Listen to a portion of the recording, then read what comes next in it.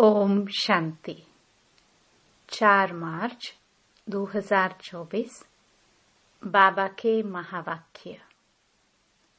मीठे बच्चे, तुम रॉयल कुल के रॉयल स्टूडेंट हो। तुम्हारी चलन बहुत रॉयल होनी चाहिए, तब ही बाप का शो कर सकेंगे। प्रश्न। विनाश के समय अंतिम पेपर में पास कौन होगा? उसके लिए पुरुषार्थ क्या है? उत्तर। अंतिम पेपर में पास वही हो सकता है जिसे बाप के सिवाय पुरानी दुनिया की कोई भी चीज याद न आए। याद आई तो फेल। इसके लिए बेहद की सारी दुनिया से ममत्व निकल जाए। भाई भाई की पक्की अवस्था हो। देह अभिमान टूटा हुआ हो। ओम शांति। बच्चों को सदैव यह नशा रहना चाहिए कि हम कितने रॉयल स्टूडेंट हैं। बेहद का मालिक हमको पढ़ा रहे हैं। तुम कितने ऊंच कुल के रॉयल स्टूडेंट हो, तो रॉयल स्टूडेंट की चलन भी रॉयल चाहिए, तब ही बाप का शो करेंगे। तुम विश्व में शांति स्थापन करने के लिए निमित्त बने हुए हो श्रीमत पर। तुमको शांति की प्राइज मिलती है, वह भी एक जन्म के लिए नहीं, जन्म जन्मांतर के लिए मिलती है। बच्चे बाप का शुक्रिया क्या मानेंगे? बाप आपे ही आकर हाथ में बहिश्त स्वर्ग देते हैं।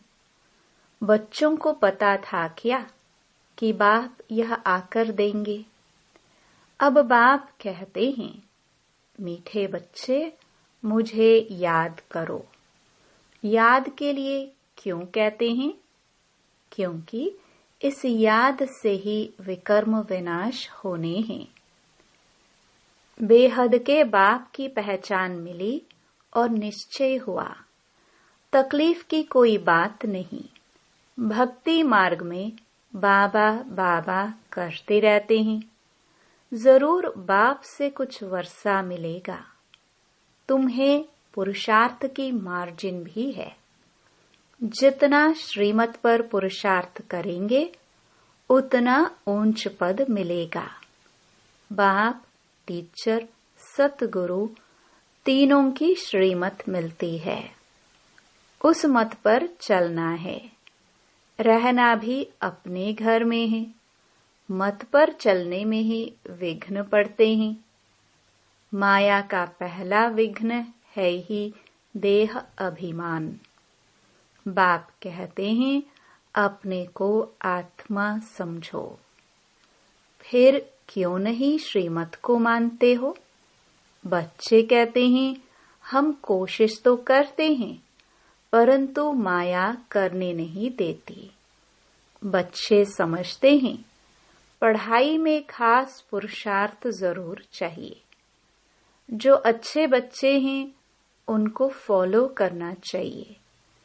सभी यही पुरुषार्थ करते हैं कि हम बाप से ऊंच वर्षा ले लेवे। कांटे से फूल बनने के लिए याद की बहुत जरूरत है। 5 विकारों के कांटे निकल जाए तो फूल बन जाएंगे। वह निकलेंगे योग बल से। कई बच्चे सोचते हैं, फलाना ऐसा चला गया, शायद हम भी चले जाए। लेकिन उसे देख फिर पुरुषार्थ करना चाहिए ना। शरीर छोड़े तो बाबा की याद हो, वशीकरण मंत्र याद हो, और कुछ भी याद न हो सिवाय एक बाप के। तब प्राण तन से निकले। बाबा, बस हम आपके पास आए कि आए। ऐसे बाबा को याद करने से आत्मा में जो किचड़ा भरा हुआ होगा वह सब भस्म हो जाएगा। आत्मा में है तो शरीर में भी कहेंगे। जन्म जन्मांतर का किचड़ा है वह सारा जलना है। जब तुम्हारा किचड़ा सारा जल जाए तब दुनिया भी साफ हो जाए। दुनिया से सारा किचड़ा निकलना है तुम्हारे लिए। तुम्हें सिर्फ अपना किचड़ा नहीं साफ करना है, सभी का किचड़ा साफ करना है। बाबा को बुलाते ही हैं कि बाबा आकर इस दुनिया से किचड़े को साफ करो, सारे विश्व को पवित्र बनाओ। किसके लिए? उस पवित्र दुनिया में तुम बच्चे ही तो पहले पहले राज्य करने आते हो, तो बाप तुम्हारे लिए तुम्हारे देश में आए हैं। भक्ति और ज्ञान में बहुत फर्क है। भक्ति के कितने अच्छे अच्छे गीत गाते हैं, परंतु किसका कल्याण नहीं करते हैं। कल्याण तो है ही अपने स्वधर्म में टिकने में और बाप को याद करने में। तुम्हारा याद करना ऐसा ही है जैसे लाइट हाउस फिरता है। स्वदर्शन को ही लाइट हाउस कहते हैं। तुम बच्चे दिल अंदर समझते हो, बाप दादा से हमें स्वर्ग का वर्षा मिलना है। यह है ही सत्य नारायण की कथा, नर से नारायण बनने की। बाप समझाते हैं तुम्हारी आत्मा जो तमो प्रधान बनी है उनको सतो प्रधान बनना है। सतयुग में सतो प्रधान थे, अब फिर सतो प्रधान बनाने बाप आया है। बाप कहते हैं मुझे याद करने से ही तुम सतो प्रधान बन जाएंगे। बाप ने ही गीता सुनाई थी, अब तो मनुष्य सुनाते हैं। कितना फर्क हो गया है। भगवान तो भगवान है, वही मनुष्य से देवता बनाते हैं। नई दुनिया में है ही पवित्र देवताएं। बेहद का बाप है ही नई दुनिया का वर्षा देने वाला। बाप को याद करते रहो तो अंतमति सोगति हो जाएगी। तुम जानते हो बाप आते हैं संगम पर पुरुषोत्तम बनाने के लिए। अब यह 84 का चक्र पूरा होता है, फिर शुरू होगा। यह भी खुशी होनी चाहिए। प्रदर्शनी में जो लोग आते हैं उनको भी पहले शिव बाबा के चित्र के सामने लाकर खड़ा करो। बाप कहते हैं मुझे याद करने से तुम यह बन जाएंगे। फादर से वर्षा ही सतयुग का मिलता है। भारत सतयुग था, अब नहीं है, फिर बनना है। इसलिए बाप और बादशाही को याद करो तो अंतमति सोगति हो जाएगी। यह है सच्चा बाप। इनके बच्चे बनने से तुम सचखंड के मालिक बन जाएंगे। पहले पहले अलफ को पक्का कराओ। अलफ बाबा, बे बादशाही। बाप को याद करो तो याद से ही विक्रम विनाश होंगे और तुम स्वर्ग में चले जाएंगे। कितना सहज है। जन्म जन्मांतर भक्ति की बातें सुनते सुनते बुद्धि को माया का ताला लग गया है। बाप आकर चाबी से ताला खोलते हैं। इस समय सभी के कान जैसे बंद हैं। पत्थर बुद्धि हैं। तुम लिखते भी हो शिव बाबा याद है, स्वर्ग का वर्षा याद है। बादशाही याद करने से मुख मीठा तो होगा ना। बाप कहते हैं, मैं तुम बच्चों का कितना उपकार करता हूँ। तुम तो अपकार ही करते आए हो। वह भी ड्रामा में नोंद है, किसका दोष नहीं है।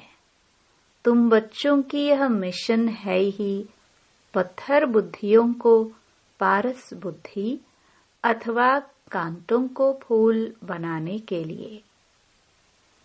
यह मिशन तुम्हारी चालू है।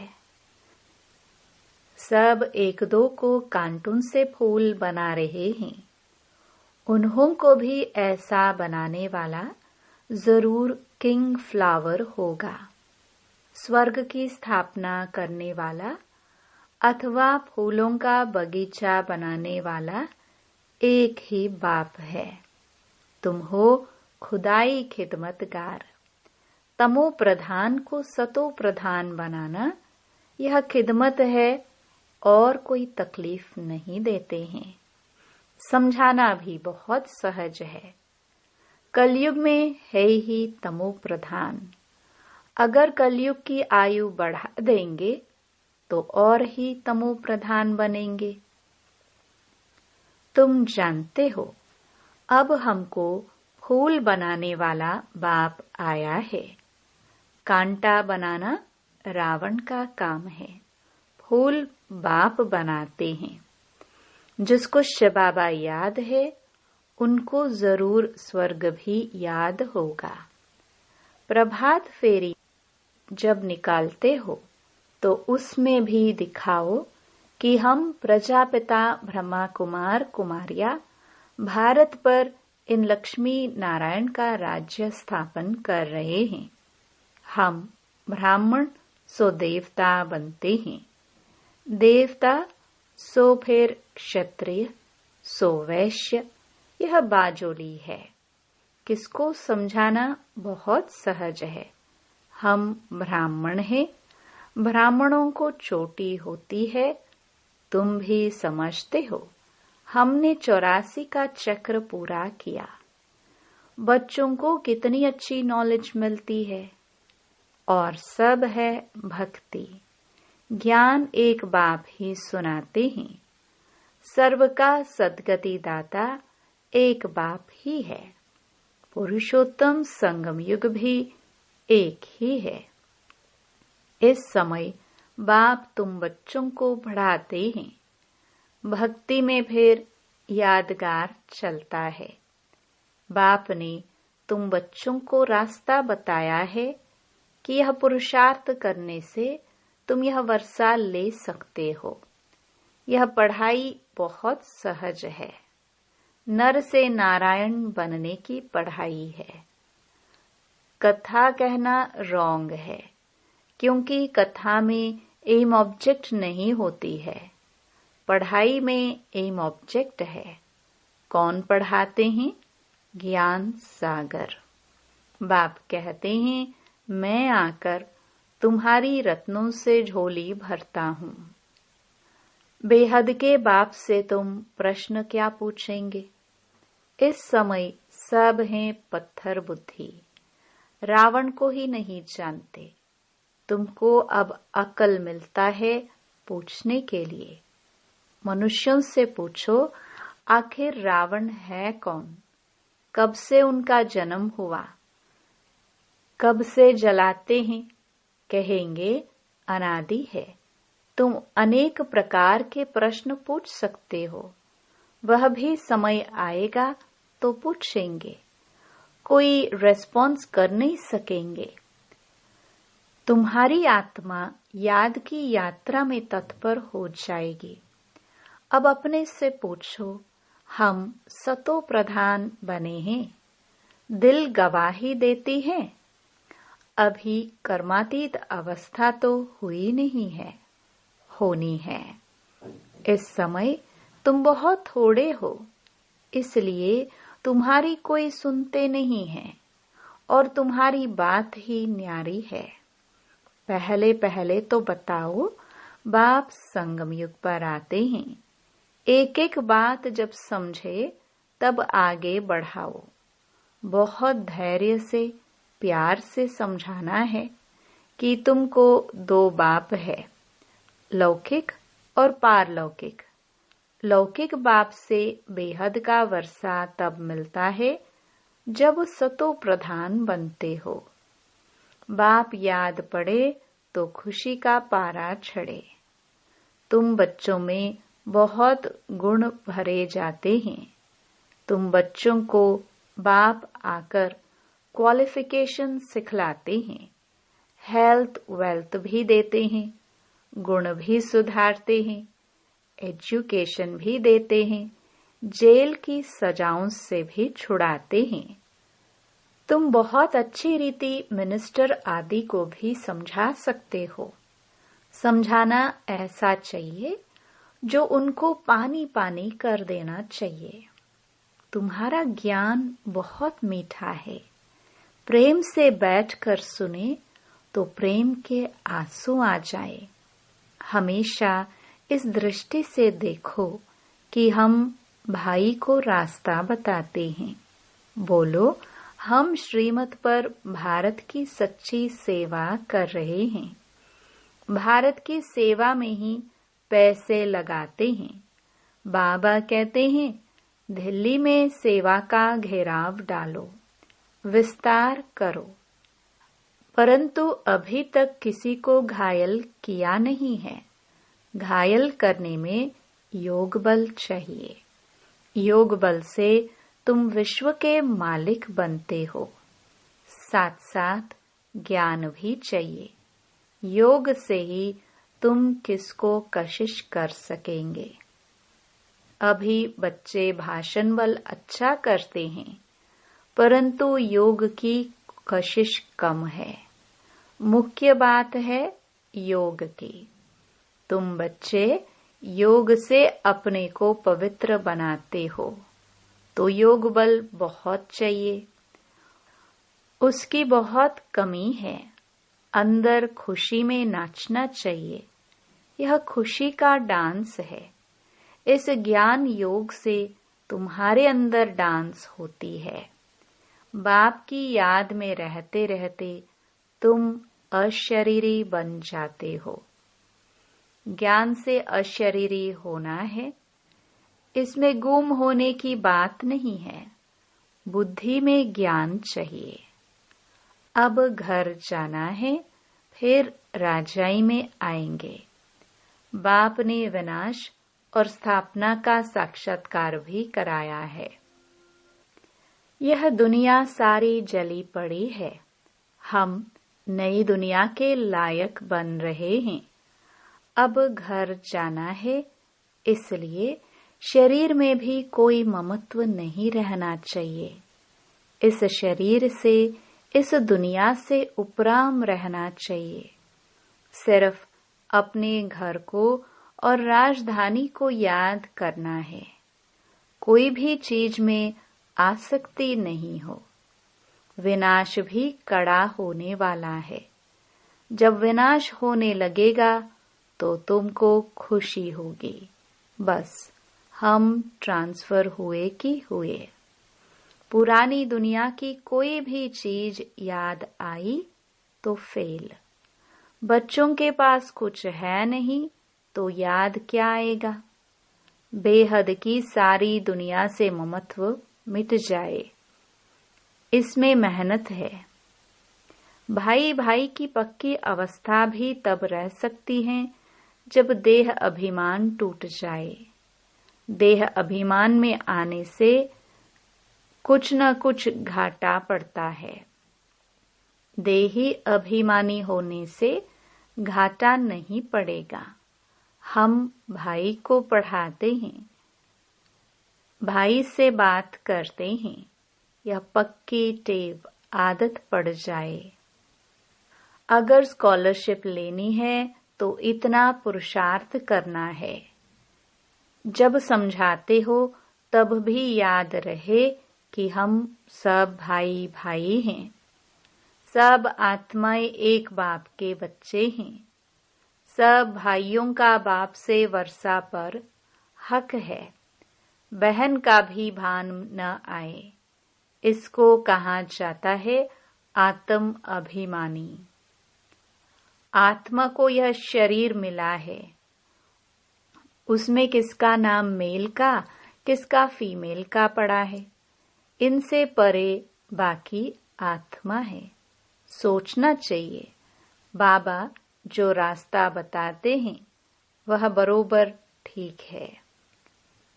यहाँ बच्चे आते ही हैं यह प्रैक्टिस करने।